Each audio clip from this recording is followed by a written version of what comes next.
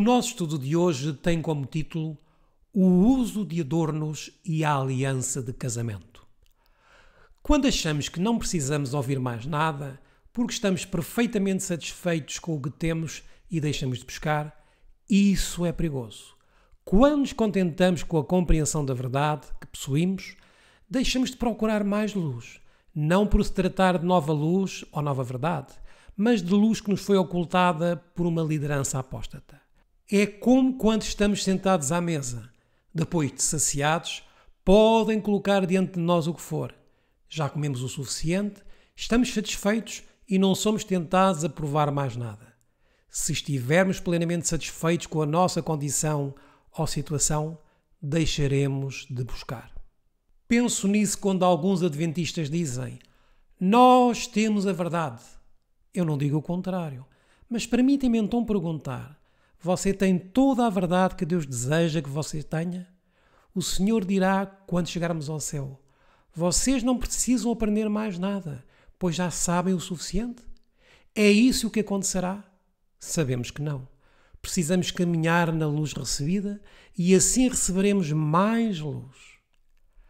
Quem está a preparar o seu coração para receber as impressões do Espírito de Deus? Aqueles que recebem a luz e caminham na luz terão mais luz. Precisamos aprender as lições que o Senhor está nos tentando ensinar, porque temos um adversário mais inteligente e sábio do que nós. Cada um de nós cairá numa das suas armadilhas, a menos que o Senhor intervenha e nos proteja. Diz-nos o seguinte, o grande conflito na página 505. Se Deus não se houvesse interposto de maneira especial, Satanás e o homem teriam entrado em aliança contra o céu e, ao invés de alimentar inimizade contra Satanás, toda a família humana se teria unido em oposição a Deus. Quando olhamos para a história da humanidade, percebemos que o uso de joias e adornos sempre esteve presente nas mais diversas culturas. Desde os tempos mais antigos, povos pagãos utilizavam colares, pulseiras, brincos e anéis, não apenas como enfeite, mas como símbolos de poder, status social e até como instrumentos de rituais ligados à idolatria. Entre egípcios, babilónicos, romanos e outros, esses objetos estavam profundamente associados às práticas pagãs contrárias à fé no Deus verdadeiro. A palavra de Deus alerta-nos em vários momentos que o valor de uma pessoa não está nos ornamentos externos, mas na simplicidade, na modéstia e na pureza de coração. Ao longo da história bíblica, vemos que o povo de Israel muitas vezes foi advertido justamente porque incorporava costumes das nações vizinhas, incluindo o uso de adornos que trazia consigo um espírito de vaidade e afastamento da verdadeira devoção. Dentro desse contexto mais amplo dos adornos, encontramos também o uso da chamada aliança de casamento. Muitos pensam nela apenas como um gesto romântico e inocente, símbolo de fidelidade conjugal. No entanto, a sua origem também está ligada a tradições pagãs. Povos antigos atribuíam ao anel, pela sua forma circular, o significado de eternidade e o usavam em cerimónias religiosas e culturais pagãs. Com o passar dos séculos, este costume foi absorvido por diferentes povos e, mais tarde, acabou sendo incorporado em tradições chamadas cristãs, ainda que sua origem não tenha fundamento bíblico. Portanto, precisamos refletir com seriedade. Será que esses costumes, mesmo tão comuns hoje, refletem realmente a vontade de Deus? Ou seriam apenas tradições humanas, herdadas de práticas pagãs, que acabaram sendo normalizadas ao longo do tempo? O nosso objetivo não é condenar pessoas ou lançar juízo, mas sim convidar à reflexão. O que verdadeiramente conta diante de Deus não são objetos ou adornos exteriores, mas a fidelidade interior. No matrimónio, o que sustenta a união não é um anel no dedo, mas o compromisso de amor, respeito e temor a Deus que os cônjuges carregam em sua vida diária. 1 de Pedro, capítulo 3, versículos 3 e 4. o enfeite delas não seja o exterior, no frisado dos cabelos, no uso de joias de ouro, na compostura dos vestidos, mas o homem coberto no coração, no incorruptível traje de um espírito manso e quieto, que é precioso diante de Deus.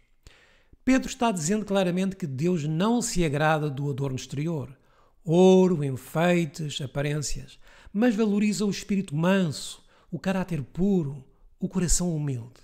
O mesmo princípio é repetido pelo apóstolo Paulo, em 1 Timóteo capítulo 2 e os versículos 9 e 10. Que, do mesmo modo, as mulheres se ativiem em traje honesto, com pudor e modéstia, não com tranças, ou com ouro, ou pérolas, ou vestidos preciosos, mas, como convém a mulheres que fazem profissão de servir a Deus, com boas obras. Vejam que o apóstolo Paulo não está apenas falando da vaidade feminina, ele está estabelecendo um princípio eterno, que é que o povo de Deus deve se distinguir do mundo pelo caráter, não pela aparência. Ellen White reforça este mesmo ensino. Aqueles que têm pulseiras e usam ouro e ornamentos devem tirar esses ídolos de suas pessoas e vendê-los, mesmo que seja por muito menos do que pagaram por eles, e assim praticar a abnegação. A abnegação no vestir faz parte de nosso dever cristão. Trajar-se com simplicidade e abster-se de ostentação de joias e ornamentos de toda a espécie está em harmonia com nossa fé. A raiz da vaidade, Lucifer no céu. Antes de falarmos da aliança de casamento, precisamos entender onde nasceu o desejo humano por adornos e ouro. Esse desejo não nasceu na terra, nasceu no céu, no coração de um anjo que era perfeito. Vamos então a Ezequiel capítulo 28 e entre os versículos 13 a 17. Estiveste no Éden, jardim de Deus, de toda a pedra preciosa era a tua cobertura, sardónia, topázio, diamante, turquesa, ónix, jaspe, safira, carbúnculo, esmeralda e ouro. Em ti se faziam os teus tambores e os teus pífaros. No dia em que fostes criado, foram preparados. Tu eras o querubim ungido para cobrir, e te estabeleci. No monte santo de Deus estavas. No meio das pedras afogueadas andavas. Perfeito eras nos teus caminhos, desde o dia em que fostes criado, até que se achou iniquidade em ti. Na multiplicação do teu comércio, encheram o teu interior de violência, e pecastes, por isso te lancei, profanado do monte de Deus, e te fiz perecer, ó querubim cobridor, do meio das pedras afogueadas. Elevou-se o teu coração por causa da tua formosura, corrompestes a tua sabedoria por causa do teu resplendor.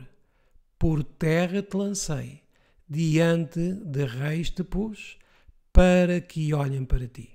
Vemos aqui por este texto que Lucifer era coberto de pedras preciosas. Ele era belo, mas em vez de glorificar a Deus, glorificou a si mesmo. A vaidade foi o primeiro pecado do universo e desde então Satanás tem trabalhado para incutir no ser humano o mesmo espírito de exaltação própria através do ouro, da aparência, do brilho e da ostentação. Ellen White comenta então o seguinte: Lucifer no céu, antes de sua rebelião, foi um elevado e exaltado anjo, o primeiro em honra depois do amado Filho de Deus. Seu semblante, como o dos outros anjos, era suave e exprimia felicidade. A testa era alta e larga, demonstrando grande inteligência. Sua forma era perfeita, o porte nobre e majestoso. Uma luz especial resplandecia de seu semblante e brilhava ao seu redor, mais viva do que ao redor dos outros anjos. tinha estado perto do grande Criador e o resplendor incessante da gloriosa luz que cercava o eterno Deus tinha brilhado especialmente sobre ele. Pensava como os anjos tinham obedecido a seu comando com prazeroso entusiasmo. Não era seu vestuário belo e brilhante? Porque devia Cristo ser assim honrado ante ele? Antes de sua queda, Lucifer foi o primeiro dos querubins cobridores, santo e incontaminado.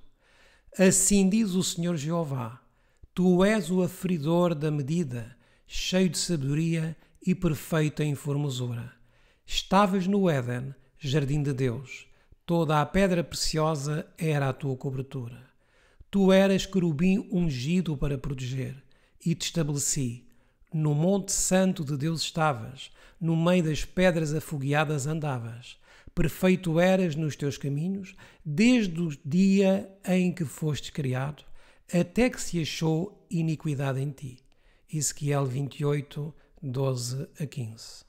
Portanto, meus irmãos, o amor ao adorno exterior não é algo neutro. É uma herança do pecado originado no céu. É o reflexo do caráter de Satanás e não do caráter de Cristo. O bezerro de ouro. Adornos tornados em idolatria.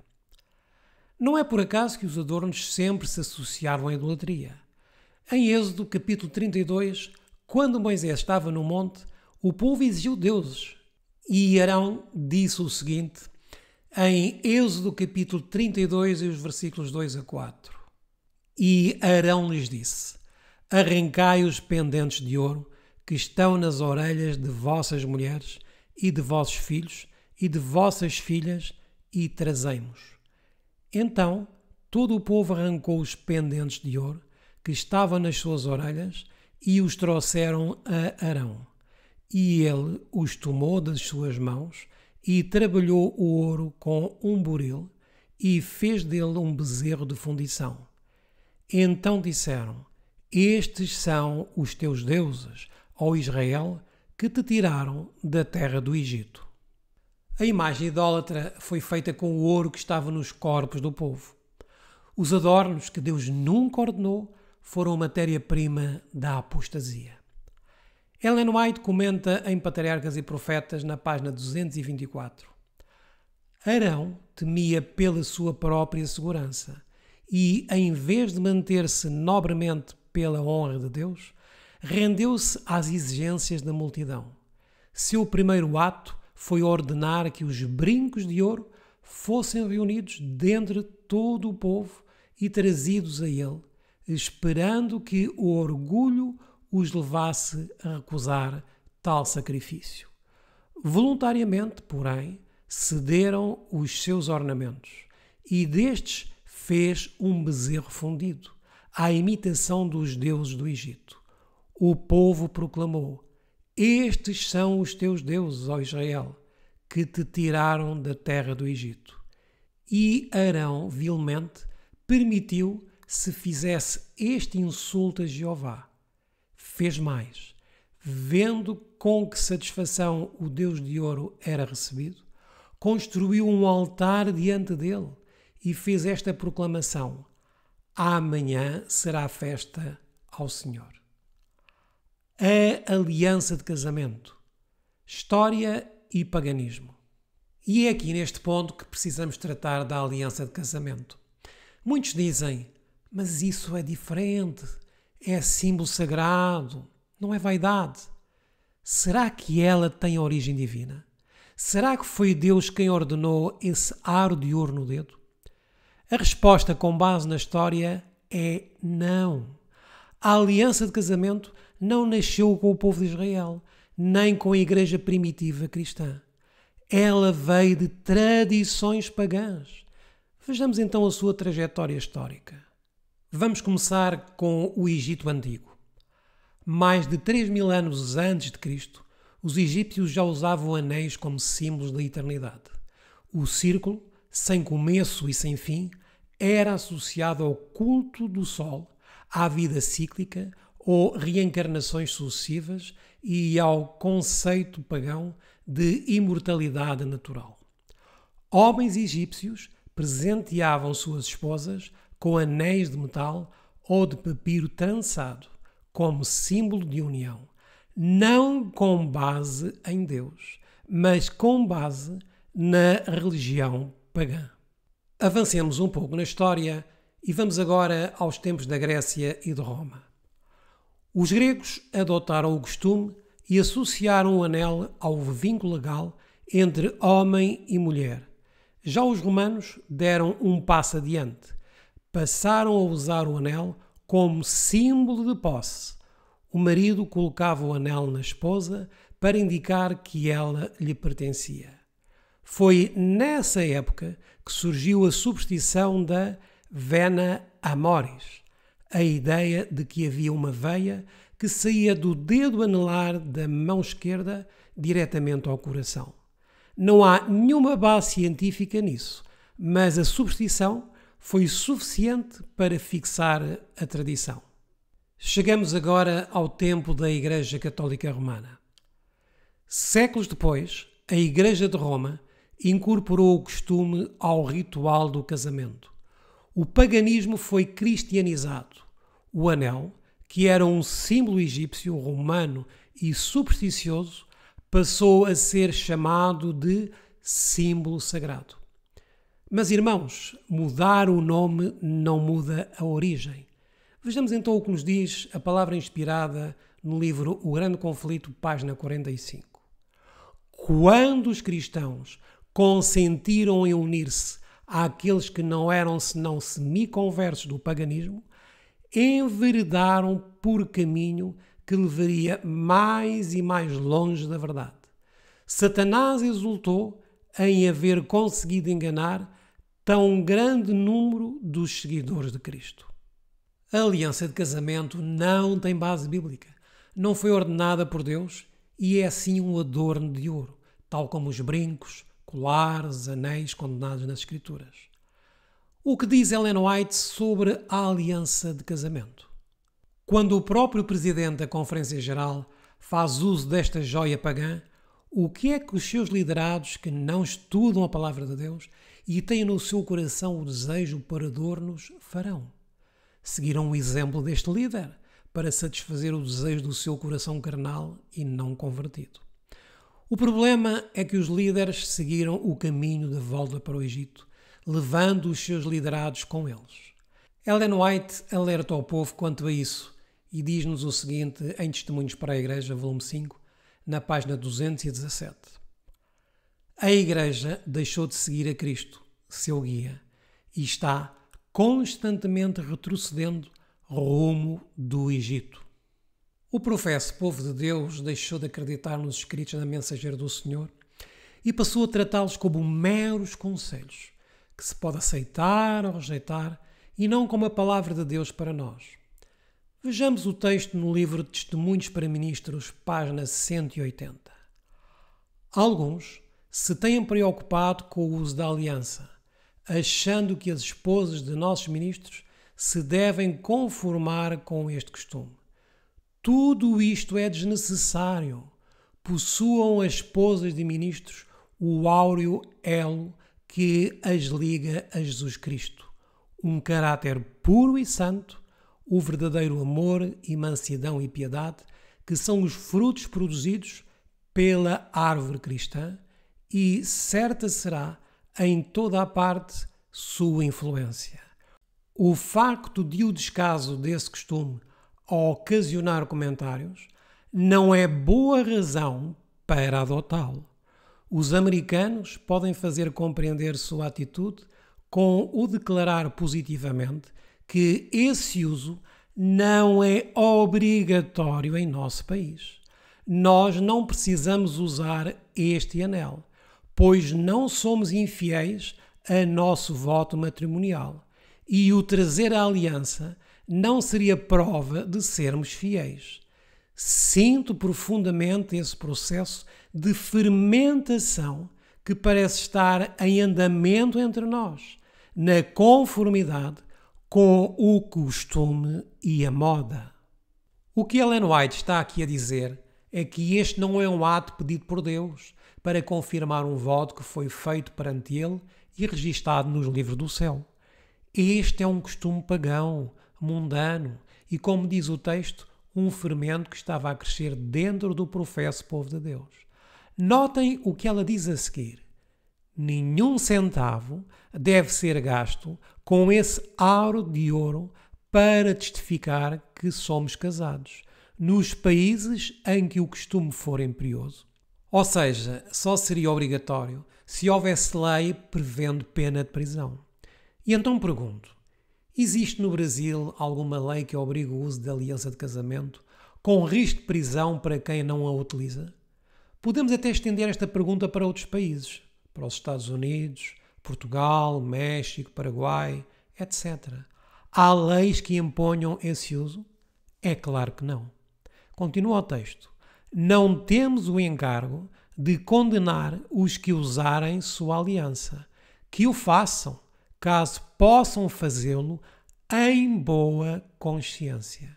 Boa consciência não significa que qualquer escolha pessoal é aprovada por Deus, mesmo se já temos luz de que é contrária à sua vontade. O que acontece muitas vezes é que a pessoa se convence de que o erro é verdade e a consciência se adapta a isso. Seria o mesmo caso de pessoas que, depois de ouvirem a verdade de que a Bíblia condena a santificação do domingo, ainda assim persistem em guardá-lo. Têm a liberdade de o fazer. E se mesmo sabendo que estão em contradição com a palavra de Deus, conseguem manter a consciência tranquila, devemos aceitar a sua decisão. Quando alguém se depara com o ensino bíblico sobre adornos, incluindo alianças e anéis, e percebe que a Escritura não apoia nem aprova o uso de joias, pode persistir no costume por decisão pessoal. Essa escolha, contudo, não o transforma em mandamento divino, nem lhe confere respaldo bíblico. Por isso afirmamos com clareza, em nenhuma parte da Bíblia ou do Espírito de Profecia vemos a aprovação do uso de joias. Ellen White fala do perigo de seguirmos a nossa própria consciência. E vejamos o que ela nos diz no livro Mente, Caráter e Personalidade, volume 1, página 324. Não basta ao homem julgar-se seguro seguindo os ditames de sua consciência. O ponto a ser assentado é: está a consciência em harmonia com a palavra de Deus? Senão, não pode ser seguida com segurança, pois enganará. A consciência precisa ser esclarecida por Deus. Mas por que é que o professo povo de Deus está com a consciência tão tranquila ao transgredir a sua palavra? Vejamos o manual do estudante da Universidade de Loma Linda. E há uma secção que diz: joias, acessórios. Se um funcionário ou aluno optar por usar joias, tanto a aparência profissional quanto o cumprimento das normas de segurança ambiental são exigidos. Nesta secção, afirma-se que tanto funcionários como alunos podem usar joias dentro das normas estabelecidas. O mais grave é que a liderança declara que contratará pessoas que usam joias e também permitirá o seu uso entre os alunos. E de onde vem o dinheiro que Loma Linda utiliza para contratar pessoas que transgridem os padrões de Deus? Dos dízimos e das ofertas. Vejamos quais são então estas normas. Joias apenas com moderação, conforme definido por um anel, um conjunto de alianças por mão. Um conjunto de brincos pequenos do tipo pino que não ultrapassem o lóbulo da orelha. Temos aqui outro manual do aluno, mas agora da Universidade Adventista do Sul. São especificamente proibidos em público joias, pulseiras, colares, correntes, medalhões, brincos e anéis. Correntes e pulseiras de alerta médico são permitidas. Estudantes casados podem usar alianças de casamento. Correntes e pulseiras de alerta médico são permitidas. Então muitos dirão, estão a ver, é só em Loma Linda que existe toda esta apostasia, porque ela é a pior de todas. Os liberais dirão então, bem, pelo menos fazem exceção para a aliança de casamento. Mas será que apenas as pessoas que cometem 2 ou 3 pecados estarão perdidas? Se alguém cometer apenas um pecado e não se arrepender, estará perdido. Um único pecado excluiu Adão e Eva do jardim do Éden. Não se enganem, irmãos. Deus requer um povo puro, santo e sem mácula. Manual da Universidade de Andrews. Símbolos modestos de um compromisso matrimonial, como alianças de casamento e anéis de noivado, são aceitáveis. Vejam agora o que diz a palavra de Deus sobre estes líderes e professores infiéis. Quando os professores sacrificam princípios religiosos para agradar aos mundanos amantes dos prazeres, devem ser considerados como infiéis e dispensados de suas funções. Isto é apostasia, meus irmãos. Professores, pastores ou quaisquer outros funcionários que não estejam em conformidade com os padrões pedidos por Deus, deveriam quê?